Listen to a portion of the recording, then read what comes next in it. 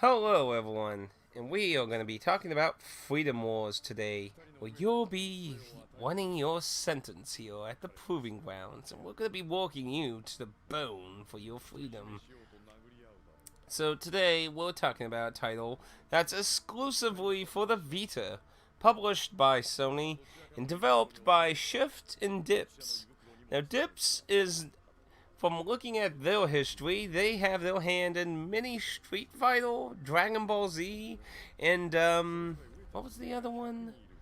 There was one more series they had a lot of. Oh, Sonic the Hedgehog. They had several Sonic the Hedgehog. Yeah, they were in Sonic Advance, Sonic Advance 2, but different entries of different things. Not necessarily like with a lot of the Sonic games, Sonic Rush, Sonic Adventure. But the main, to my understanding, Shift is the main company that did the work on this. Now, Freedom Wars is comparably, if you want to compare some, basically a Monster Hunter type game where you get parts from quote unquote monsters, which are abductors in this game, and you can use those to upgrade your gear to get better stuff in that. Now, Freedom Wars is basically about you design your character, pick a nation you're from in that, and you're given a huge sentence. And the only way to lower the sentence is by doing missions to earn your freedom. Now, you're stuck in a cell in the game, so there's not a lot of exploration of the world outside your cell. You do get the rights to leave and kind of explore the prison area, but we'll get about that. Let me start with certain things here.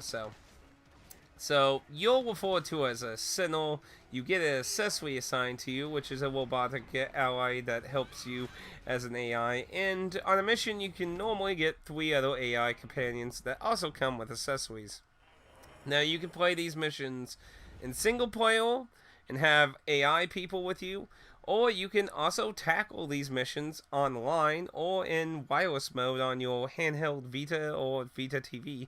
And this game does work on both the Vita TV and the handheld Vita, obviously. But I mean, it is compatible with Vita TV. That's how I played through it.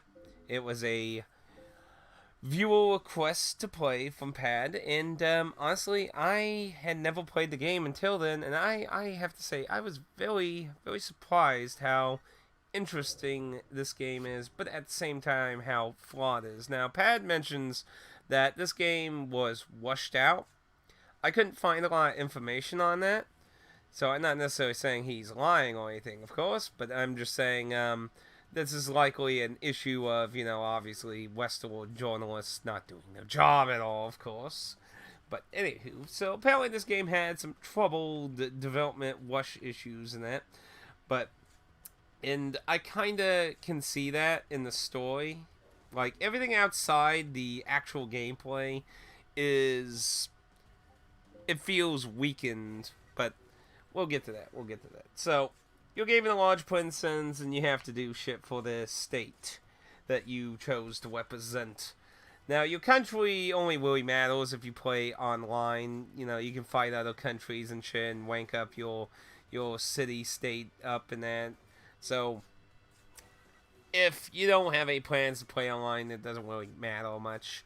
Now, interestingly, there is actual player base still on the Vita still for this game online. Now, it's not like hundreds of people, but every time I went online and started a room, I would usually get 1 or 2 people within, I don't know, about like 15 minutes at least, if not a full room. So, I was kind of surprised considering this game came out in 2014 and it's 2020 at the recording of this video, so it's kind of interesting to see that it still has a player base, and most of them are high level, all way free, just trying to make ultimate gear type people. But people have been very friendly online, so if you're interested in playing with either rando strangers or get a group of friends to also get this, because it is a Vita title, you don't need PSN to play online on the Vita, if I remember correctly. I believe you didn't, right? I think. I'm pretty sure you didn't need online PlayStation Plus to play on Vita. I'm pretty sure. But anywho, continuing on. So if you choose to play online, the game does not show you the cutscenes and stuff for them. Instead, you own a item that allows you to skip the combat the combat section, but you can still see the cutscenes before. Use the item to skip the combat section and see the scenes after. So you essentially just skip having to replay the fight and still get the story mode, but you have to leave the lobby to go do that. So it's a bit of an odd way to do it, but you can still experience the story while playing online. I kind of mostly played offline with doing some off-screen grinding online, and then some of the in-game stuff I did with online people. And I met a nice handful of people, like people popping in my stream, be like, "Holy shit, someone's playing Flame Wars and that." So there definitely is a little dedicated fan base for this still online, and that's kind of surprising. So anyway, let's get into the gameplay here. I'm just rambling on. So your Sentinel gets outfitted with a thorn. Thorn is your Spider-Man, doing thorny spider cans. And there are 3 types. You have the paralyzing one, the recovery one, and the shield one. The shield one allows you to put shield defense buffs on everyone. Recovery allows you to heal people. And the paralyzing one can paralyze abductors and that are snaggled. On top of that, all thorns can bind to an enemy, and you can grapple towards them. And you can hang off of them and attack the parts. If you have a knife and a chainsaw type weapon, you can cut parts off. You can see like missile launchers and machine guns and shit attached to abductors. You can chop those off and disable abductors. And that aspect of the game I really liked. Because usually in like Monster Hunter, like sometimes you could like disable the enemy from flying off or such. But you didn't usually get to widely affect what it could do much. At most, you usually just get the staggers. You don't usually like disable it from being able to use its attacks and stuff usually. I liked the idea that, like, I mean, you could chop off these fuckers' arms and make them have to just run around stomping the ground and shit. It's really helpful getting rid of a lot of those guns and shit that lets you disable off the abductors. But on top of that, you can hang off of them if you don't have means to cut. You can like, okay, I want to affect the gun, because hitting the parts that break off can also cause them to fall off. So you can shoot them with guns or try to melee them. Use the thorn to hang off of it if it's something you can't hit from the ground. Hang there and you can melee that part of the body you're attached to. But on top of that, you can also pull with the all 3 thorn types. Pulling, when you or a group of other people are all pulling with your thorns, you can stagger the abductor once the gauge fills up. Now, there's a lot of mashing the O button when you're cutting parts off, when you're pulling, you mash, or sometimes when you get grabbed by abductors, there's a lot of mashing the O button, so I hope you like, there ain't any, like, crazy QTAs, though. There's just mashing the O button, but if you cut off a lot of parts, you're definitely going to need a good thumb for it, because, man, there were some times when I'm just like, oh, cut off, for the love of humanity. Now, you get a melee and a gun weapon. Both you get a melee and well, you can go in with 2 guns or 2 melee weapons, and you can have a third slot weapon that you find on the combat. So you can go in with 2 weapons. I went with a melee and a gun. I would think that's what most people would do, but technically you can pick whatever weapon you want to bring as those 2. Now, your third slot, when you're on a mission, when you pick up a weapon, it's put in that third slot. If you pick up another weapon, it overrides that weapon in the third slot. So, keep that in mind. You can use that to your advantage if you're low on ammo or something. Now, your accessory can only have 1 weapon. So you'll have to decide whether you want them have a gun or melee. From what I can tell, I don't think the AI ever won out of ammo. I could be wrong, but I've never really noticed them be out of ammo or anything. Now, your platoon, you can have 3 AI people who join you on a mission, like I said, and they all have an accessory, and you have your own accessory. You can send orders to your accessory to do, and you can send orders to your group of allies that join you for the mission. So you can basically set 2 separate orders to your different teams. Like, you can have your accessory focus on gathering stuff, saving people, while you send the other people to split up or to focus on fighting and that. And you can set up a few different commands. I didn't use the commands too much. They're useful for a few things, but overall I didn't go too crazy with a lot of the customization you can do in that regard. Now, the missions are kind of almost the 3 most common things you're going to be doing on a mission is either one of these things or a combination of these 3 things. Saving citizens, fighting other sentinels from other cities, and fighting abductors. Sometimes it might just solely be destroy these abductors. Sometimes it'll be just save these citizens. Sometimes it'll be eliminate all the enemies. It can be a mixture of different or just focus on one sole thing. There is, like, I think it happened like only 2 times, these capture the flag-esque missions that they just really random, and I mean they do add some variety, but they're only done like twice. I'm pretty sure it was just 2 times, and it's just kind of odd. Aside from that, there is a few missions where you go from Objective A to Objective B in an area called the Cell Garden.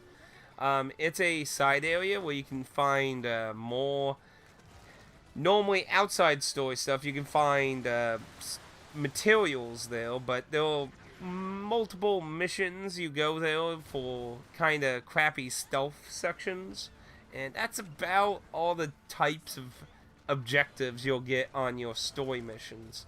Now, outside story missions, there's a lot of side stuff you can do that contribute more sentence time off, reducing your sentence time, but they follow a lot of the objectives of targeting abductors, saving people and stuff. So, but the special missions can give you access to better loot and stuff. Now,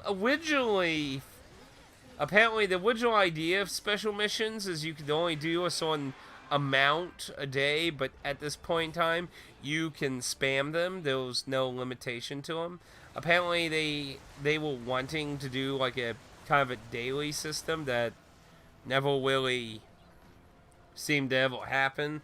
There's also evasion permits too, while on that you get, so you can do certain amount of evasions. I've always been maxed out on those. I think you get 5 a day. I think I can't quite remember how many I got, but I'm pretty sure you got them daily if I remember correctly.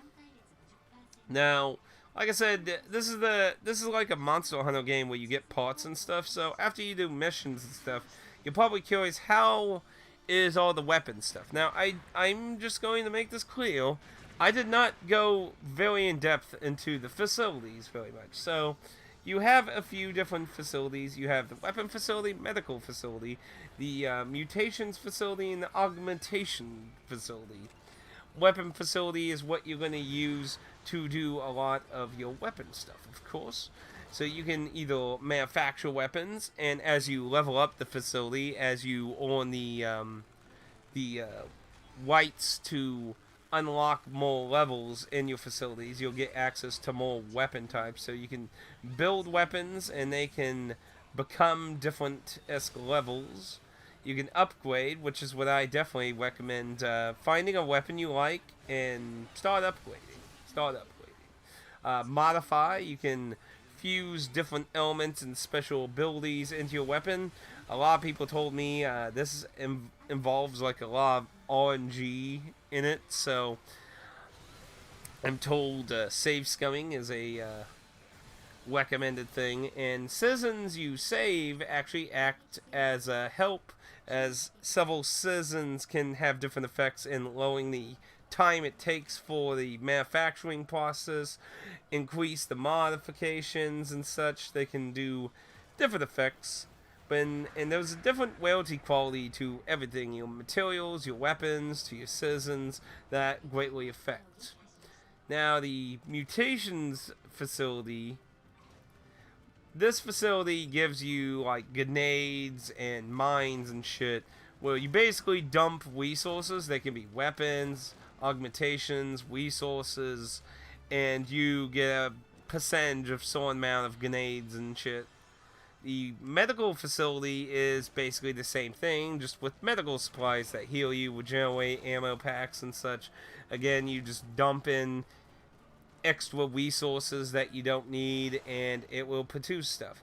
Now, augmentations are kind of, I guess you could say, the slight, very slight RPG-ishness of the game. There's no like actual leveling up of them, but they'll how you basically add the unique twist to your character, where you can get different things that boost your health, your defense, what you resist or can be weak to, assisting with thorn attacks, and just a lot of different stuff.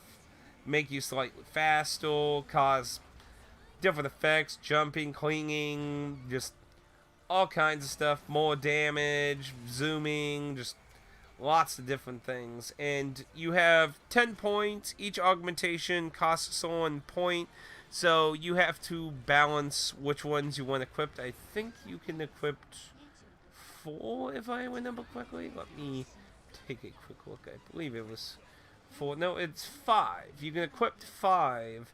So if you want to get your full spread, you'll have to go with ones that don't cost as much. Or if you want really powerful ones, you'll likely have to go with like 2 or 3 instead. But it's basically how you customize your Sentinel a little bit, because there is no leveling. Similar to Monster Hunter, there's no leveling system, so I wouldn't count this as an RPG of any kind. This is more of a gear-heavy game. And even in that front, I don't think it's really as gear heavy as like Monster Hunter. Because, like I said, I didn't mess a whole lot with making weapons. I generally used almost the same stuff I had through a huge chunk of the game, honestly. I kept upgrading it, but I didn't necessarily like keep switching out tons of weapons once I settled on what I wanted to use. So I think this is a much more friendlier entry into the kind of gameplay Monster Hunter is. But I really, really enjoyed the gameplay aspect of the game. Taking out abductors and such was very fun to me compared to monsters clinging. Now, like, with Monster Hunter World is the first Monster Hunter game I ever beat. I played different Monster Hunter games, but I never really got into them. I really liked the climbing on the monsters in Monster Hunter World. I don't think World was the first game to let you do that, but I'm pretty sure it was not in the first Monster Hunter on the PS2 to get on monsters themselves. This game really, really takes advantage of climbing around on monsters and shit, getting on them, cutting the parts off. I really liked that. Now, of course, that was just my playstyle in being defensive and disabling. You could be super aggressive and not worry about that, or even shoot the parts off instead. And, of course, the bigger advantage to having these different playstyles with your thorn type, and whether you want to just mortar them with gunfire, melee close, cut off parts, is if you play online, of course, you can have a more strategically set up group plan to different things, like have one disable another one, like keep pulling them down, keep them staggered. You can come up with different plans and strategic value if you're playing with people you know, or you all communicate what you're gonna do. So the gameplay in this I really, really, really enjoyed. Now, the weaker aspect of this game, because Pat told me it was rushed, like I said, and I feel like the story is what suffered a lot of that. Now, you're stuck in your cell until you get a permit. You get a currency system to get entitlements that allow you to do things, because basically everything's treated almost essentially like a fucking crime in the game. So you got earn entitlements to be allowed to do things, to keep materials of higher level and such as you progress. And once you get the entitlement to leave your cell and you can walk around the cell blocks, the outside the cell blocks is very plain and very simple, and until you get to the high levels is almost virtually identical the same cell block until you get to the higher end where it's a little more cleaner, but again it just repeats. Outside the cell blocks there is the little hub area, which is used for the online portion when you make an online lobby where you can go to the shop to buy stuff. You can hang out at the fuel station where you can mingle with some of the other characters that help you as AI partners.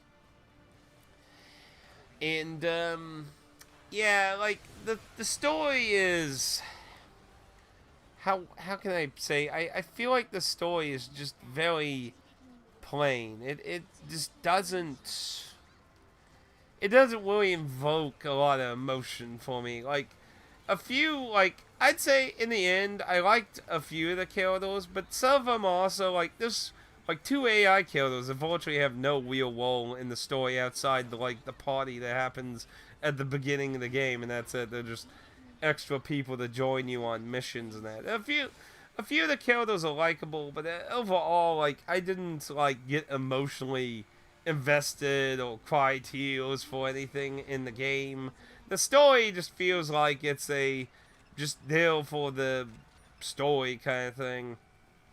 It doesn't get super deep, and in a weird way, it really reminds me of Metal Gear Solid 5, where this is where like the rush part comes in, where the story feels unconcluded, like it's just dropped off the face of the map in the end of the game. Now, it's not left into a vague, like, you don't know what happened, but it doesn't feel, it's a situation where it doesn't feel like it's resolved. Like, it just kind of just, okay, and that's it. Like, you saved the day and that's it. But I'll get into more details on that when we get to the spoiler section. So I feel like the story was a much weaker aspect. Now, it's not like completely hateable. There was voice acting. It's in Japanese. There is no English voice acting. So if you enjoy Japanese dub, you'll probably like it. The acting's kind of just... I wouldn't say it's the greatest Japanese dub myself. I mean, it does the job, but I'm not like screaming down the road that, oh my goodness, this is so good. It just felt like the actors were just, doing the role. I mean, it's not a very super happy, positive game. It's a very negative, we're in jail for probably the rest of our lives kind of vibe going to it. So, a lot of people sound pretty negative and pretty disappointed a lot of times through the story. So I would definitely say this is a game to play for the gameplay, not the story. This is not a game to play for the story. It's, to me, the story is very forgettable.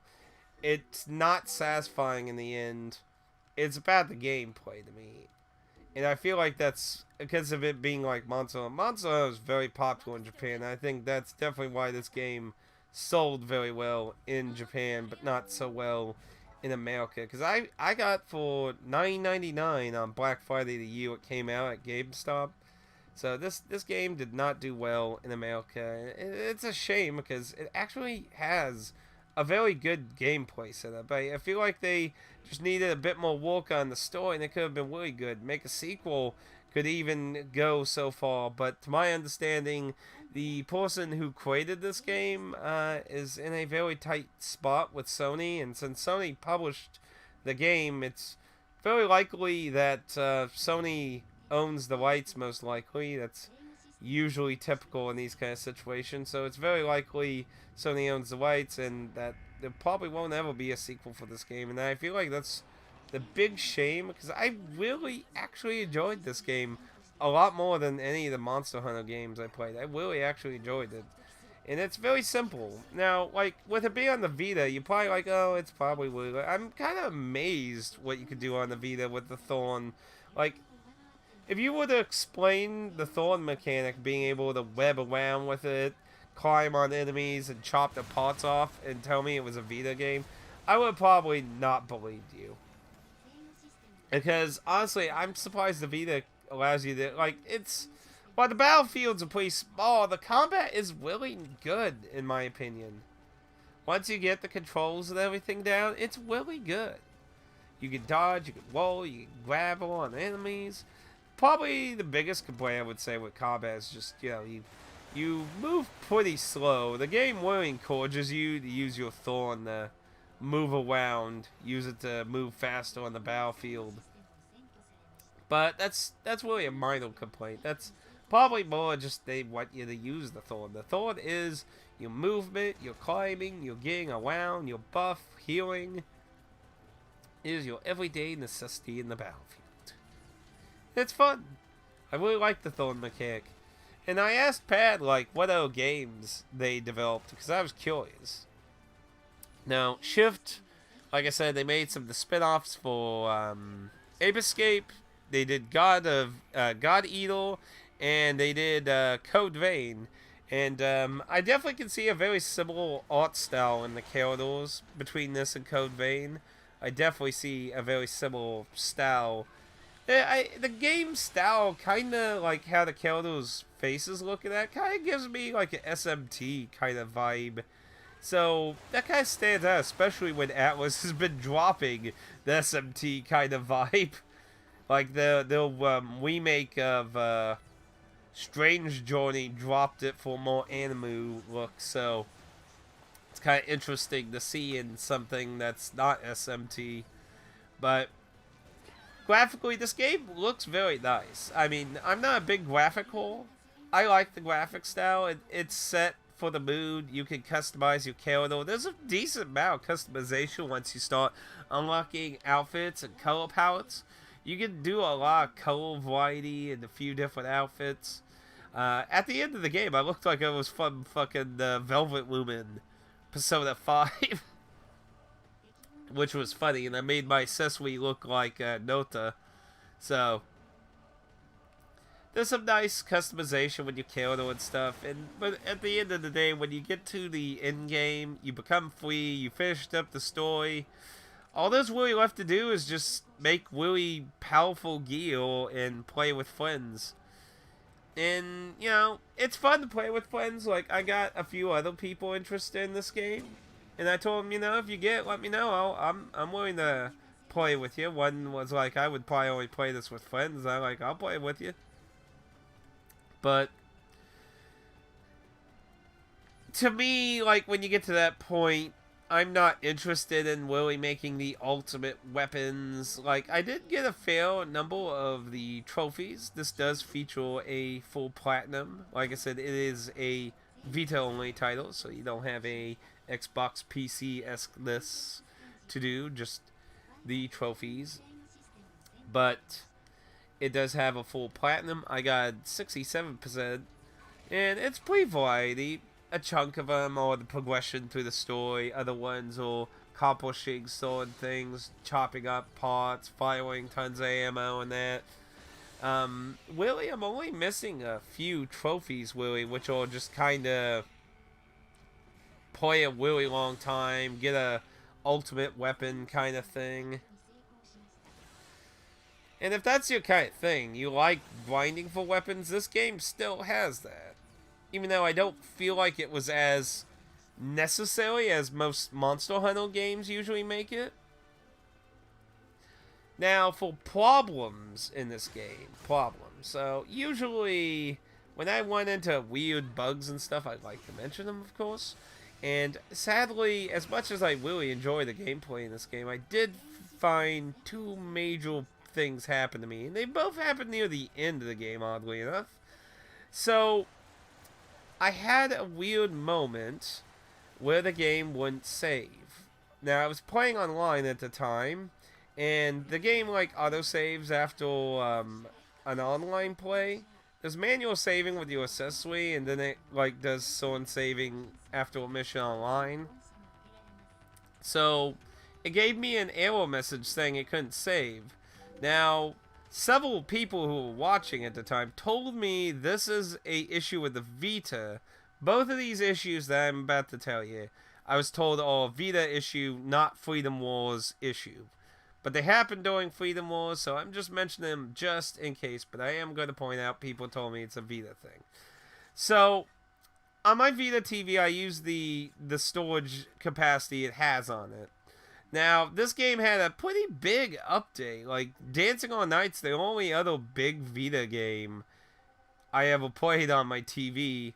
So I had to delete a few of the older games I had off to get this put on. And it's like majority capacity of it used. And I'm told that's what caused these two issues. That sometimes saving is disabled and messes up and you gotta restart the game. Now, I've never had it happen until in this game, and it only happened once. Only once. Only one time. Which isn't that bad. But still slight annoying, especially if you did something really big or major. Because my understanding, the only way to fix it is you have to shut the game down. Actually, I think they told me to shut the whole system down, I think. I can't quite remember, but it's a bit annoying. The other thing that happened during the final boss, literally the final boss, the game froze. Again, it was the only time it happened in the entirety of the game, but it froze when it had at 5% health left. And I was just like, what? What? And I had to redo the whole fight again. It really sucked, but what can you do? What can you do? But again, I was told this is an issue when you have the capacity of your space mostly filled, that this could happen, supposedly on Vita TV and the Vita itself. It only happened once again, and I never had it happen again. Because I did go through the post-game. The post-game's pretty short, but there was a little bit of post-game. We'll go into that with the spoiler section. But overall, if you're into Monster Hunter and you're looking for something a little different in the gameplay, but has a lot of the same ideas of gathering junk to make better weapons and progress through harder missions, want to play with friends or just play the story itself, I would recommend Freedom Wars, but for its gameplay. The story, like I said, it works for what they're doing. It works for the setting, the mood, and that, but I wouldn't say, like, oh man, you need to run down and experience Freedom Wars. It's the Neo Automata of the Vita. It's like, no. Like, nowhere close to as epic as that. Sorry. I mean, if it was, fuck, this probably be the best Vita game ever then. Could you imagine if this game had like an insane story like that? Oh man, that'd be awesome. But the gameplay is very rich and enjoying in this game. And this game is cheap as shit. So with that, what would I give this game as a value? I think this game's worth a good $30, honestly. I think you get a good chunk of your money's worth out of $30. It's very enjoyable, and lucky for you, you won't have to pay $30 unless you want a sealed copy. This game goes between $5 to $10 used, so you're looking at a very cheap game that I think you should check out if you have either the Vita handheld or Vita TV. The gameplay is really enjoyable. If you like Monster Hunter, I think you'll enjoy this game. But if you want an epic story, and you're not really into Monster Hunter, I would still say try the game, because I enjoy a lot more than Monster Hunter in the gameplay aspect. Like, I really like disabling the abductors. That's why I really enjoyed in the game. I liked messing with the abductors. Like I said, you don't have to go down that route. You can just attack them on their feet. There are different weapons, like I said, spears, swords, and shit. I used the chainsaw, so I enjoyed going down that route myself. But you can pick your own playstyle. But I think it's worth a shot, especially when it's so cheap to get a used copy of this game. So, as someone who didn't really dig most Monster Hunter games, I really enjoy the gameplay in this. So I think it's worth checking out, even if you don't like Monster Hunter. But I think you should definitely go in for the gameplay, not the story. It's not terrible. It gets its job done, but I don't think it's the selling point here, because it has its problems, and that's what we're going to go to in the spoiler section now. So if you don't want anything spoiled, like I said, I value the game at a decent $30 price tag, and like I said, used-wise, you can get cheap. New-wise, like I said, sealed-wise, I seen some for $29.99, a few that, or $15, so if you look around, you can probably find one that's sealed a bit cheaper if you want a sealed copy. But anyway, going into spoilers. So basically, you find this chick who's sealed in the city area, Cell Garden, and you go free her, and you get tangled in this weird mystery of figuring out why she was there, and it leads to a lot of problems.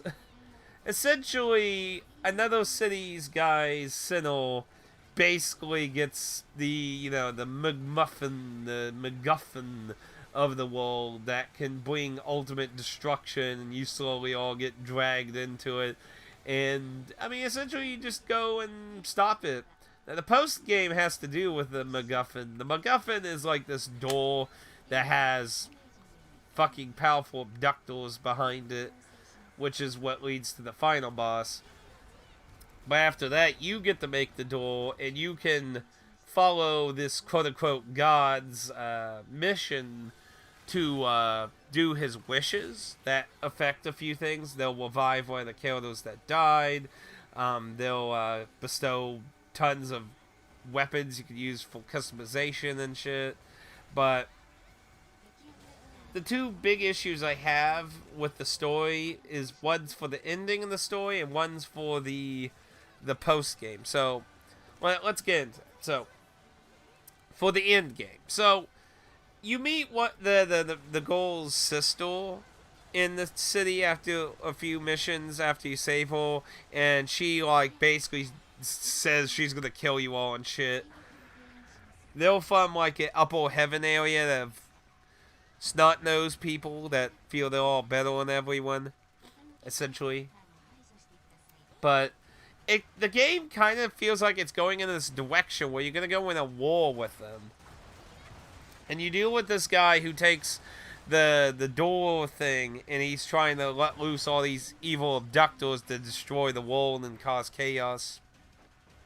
You stop all that, and during the cutscenes, she shows up to fight all your friends, and you get taken into the door and told a bunch of crap, and you're given a spear, you fight her sister, and then you get on her abductor, and you all fly up, and it just credits there, and it just leaves that there. Like, what about this city in the heavens and shit? Like, what's going on here? This great transformation to end all this violence and shit. Like, it's just left there.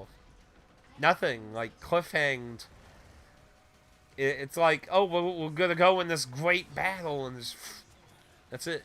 Now, it might have been like sequel baiting or something. I don't know. Now, in the post game, like I said, you get to plant a seed that makes the door the villain did, and you get to meet the god guy inside again, and he lets you grant full wishes. These wishes mainly just give you a bunch of junk for the end game, like just make better stuff in that. But you can also revive, like I said, you get to revive a character. One of the characters, there's a point in the time where one out of two characters, one of them's going to die no matter what you do. And you get a wish to bring the one that ended up dying back, and you will vote like nobody even remembers it. But the wishes, like the way he talks when you talk to him about these wishes, make it sound like he's going to send you to fight that city in the sky. But after you finish the wishes, it's just kind of like he just like vaguely says, "Come see me again. I might have something else for you to do in the future." Aww. But it never goes anywhere else. That's it. That's the end of the post game. Now, whether they want to do DLC or sequel, I don't know. And it's a real shame because, like I said, this game sold really good in Japan. And I could find an interview where one of the main creators said he was trying to see if there was interest in a sequel. And then he, like, dropped it because he had some problem with Sony or something, like Pad said. And there just likely won't ever be a sequel to finish off the story. Now, like I said, the story is not like some amazing thing to experience. The gameplay is awesome, but the story I wouldn't say is the big draw. But still, it just you go through the whole story and just very disappointing. It didn't really lead too much. It just all drops into a pit, and you never figure out what happens next. Is everyone get freed? Is the world saved? Is society rebuilt? Who the fuck knows? Because the game doesn't go there. It's just a real shame to me. Because I asked if any of the, like, I've never played God Eater. I've asked, like, oh, any of the other games like this? Because I'd be really interested. Because I really enjoyed this game. And I was told that gameplay-wise, this is kind of evolution of God Eater's gameplay. So, I might have to try a God Eater game. Though I told it's worse, though. God Eater's worse than this. So, I don't know. I'd have to try one. Color me a little more interested in trying a God Eater game. But overall, I really did enjoy Freedom Wars. To me, it just feels like a shame that I don't think we're ever going to see a sequel to it. I hope the hell we see a spiritual sequel, you know, something like FromSoft did, because Sony owns the rights to Demon Souls, so they made Dark Souls. Like, I want to see more of this gameplay. Like, I would love to see what they could do with it on a console. Now, I'm told the guy likes handheld, so we'll probably not really see that very likely either, but I would like to see the gameplay again, because I really liked it, what they did with the thorns and the abductors and that. I really liked it. I really liked it, and I just feel so sad that it's like, that's it. This feels like a shame to me. But for a game that came out back in 2014, I think this is very well worth you playing. Since we are in the last year of the Vita, Vita's Asian district is going to be shutting down, so there won't be any more physical versions at all anywhere in the world. But for those with a Vita, I think this is a title worth you checking out. It did come out in North America, Europe, and Japan, so you can get either English version with localization or just buy a Japanese version, but it's pretty cheap. Pretty cheap. And I think it's worth your time for the gameplay. But I would recommend get a group of friends. I really enjoyed playing it with other people. But anyway, if you have any other questions about Freedom Wars, please feel free to leave a comment down below, or if you're watching on Twitch, send me a message on Twitch and I will gladly answer your question. If you feel like you learned anything interesting at all in this video, feel free to leave a like. And if you feel like you learned nothing at all, feel free to leave a dislike. Guilt-free. And until next time, thank you for joining me here at the Proving Grounds, where we've earned our freedom, and now we walk into the sunset in hopes for a greater future.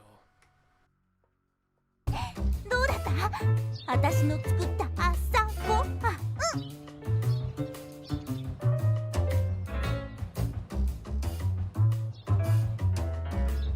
感想だよ。感想。